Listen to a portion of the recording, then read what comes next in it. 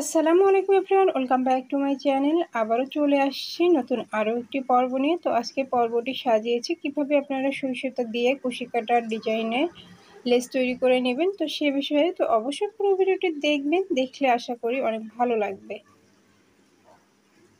তো এখানে আমি আমার একটা বেবি ড্রেস নিয়েছি। বেবি ড্রেসের নিচের রাউন্ডের প্যানেলে যে ডিজাইনটা করব, তো সেই ডিজাইনের জন্য আমি সাদা কালার সুতা চুজ করেছি, কারণ পার্পল কালারের সঙ্গে সাদাটা খুব ভালো যায়।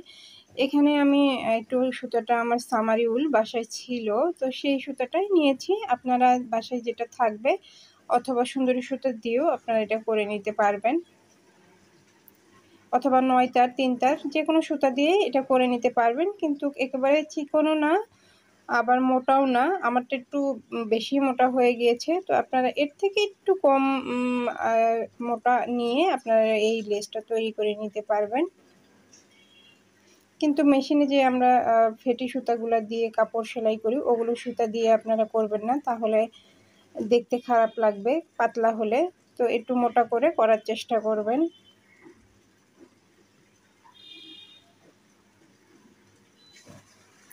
তো আমি এখানে একতার সুতা ইউজ করতেছি, যেহেতু সুতাটা আমার মোটা সামারি উল, তো সেহেতু আমি এখানে একতার সুতা দিয়েই আমি আমার লেসটা তৈরি করে নেব।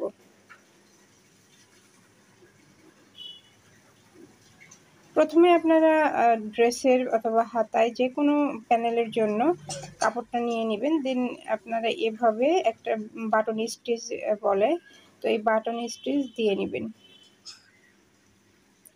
এই ডিজাইনটা আপনারা চাইলে যে কোনো জায়গায় করতে পারবেন। আপনাদের বেবি ড্রেসের নিচের প্যানেল বলেন, হাতায় বলেন, ওড়নায়, যে কোনো জায়গায় কিন্তু আমরা লেস ইউজ করি। বর্তমানে লেসটা এখন ট্রেন্ডিংয়ে আসছে, কারণ হাতের কাছে যে কোনো ড্রেসে অথবা প্রিন্টেড ড্রেসে একটু হাতে যদি লেসের ছোঁয়া থাকে তাহলে দেখতে ভালো লাগে। তো এখানে আমি এখন 6টা স্টিচ দিয়ে নিব। এগুলো চেন স্টিচ। যারা একেবারেই জানেন না, তো তারা দেখে নেবেন যে চেন স্টিচ কীভাবে দিতে হয়। একেবারে ইজি ওয়েতে আমি দেখানোর চেষ্টা করেছি। এখানে আপনারা একেবারে 6টা স্টিচ নেবেন। 6টা নিলে আপনাদের রাউন্ডের যে শেপটা ওটা ভালো আসবে, ডিজাইনটা ভালো দেখাবে। তো সেজন্য আমি এখানে 6টা স্টিচ নিব। দেন এরপরে আমি রাউন্ড করে ডিজাইনটা করে নিব।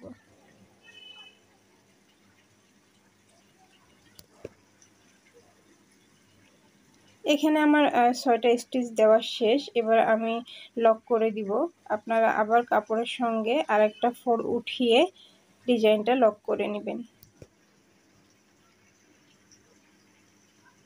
একটু খেয়াল করবেন আমি কিভাবে দিচ্ছি, তাহলে আপনারা আপনাদের বুঝতে সুবিধা হবে। এখন আমি একটা পার্ল ইউজ করব। আপনারা এখানে ছোট ছোট পার্ল ইউজ করতে পারেন, আর যদি না ইউজ করতে চান তাহলে আবার আপনারা এইভাবে স্টিচ দিয়ে রাউন্ডটা করে নিতে পারবেন। আমি যেহেতু এখানে পার্ল ইউজ করব, তো সেই জন্য মিডল পয়েন্টে একটা পার্ল দিলাম। এই পার্ল বা পুঁথিগুলো আমরা সবাই এখন ব্যবহার করি। পার্ল আর পুঁথি এক্সট্রা অ্যাড করলে দেখতে সুন্দর লাগে। তো এখানে আপনারা পার্পল কালার যেই কালারের ড্রেস হবে সেই কালারের পার্লটা ইউজ করলে আরও একটু চোখে ধরবে, ভালো লাগবে। তো আমার কাছে পার্পল কালারের পার্লটা ছিল না, সাদাটা ছিল, সেই জন্য সাদাটা দিয়েই আমি এই ডিজাইনটা করেছি।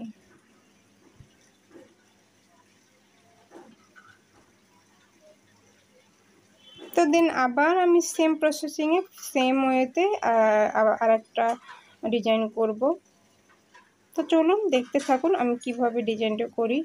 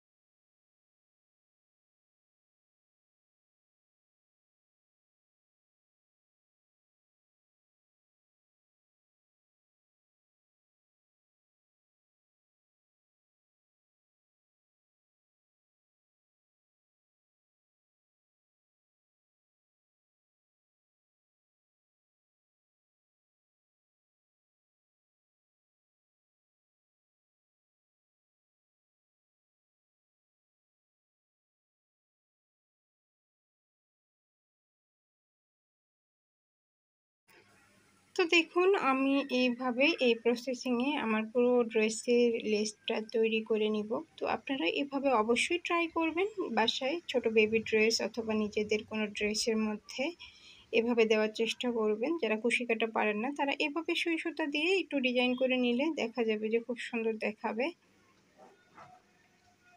তো আজকের ভিডিওটি কেমন লাগলো অবশ্যই কমেন্ট বক্সে জানাবেন, আর ভিডিওটি ভালো লাগলে একটা লাইক করে দিবেন, আর ভিডিওটি শেয়ার করে দিবেন। আর যারা আমার চ্যানেলে অনেক দিন ধরে ভিডিও দেখেন কিন্তু এখনও চ্যানেলটি সাবস্ক্রাইব করেননি, তাদেরকে বলবো প্লিজ চ্যানেলটি সাবস্ক্রাইব করে পাশে থাকবেন এবং নেক্সট ভিডিওর নোটিফিকেশন পাওয়ার জন্য বেল আইকনটি ক্লিক করে রাখবেন। তাহলে আমি ভিডিও আপলোড দেওয়ার সাথে সাথে আপনাদের কাছে নোটিফিকেশন চলে যাবে। তো সবাই ভালো থাকবেন, সুস্থ থাকবেন, আবারও দেখা হবে নেক্সট কোনো পর্বে। নতুন কোনো টিউটোরিয়াল নিয়ে হাজির হয়ে যাব। সে পর্যন্ত সবাই ভালো থাকবেন। আল্লাহ হাফেজ।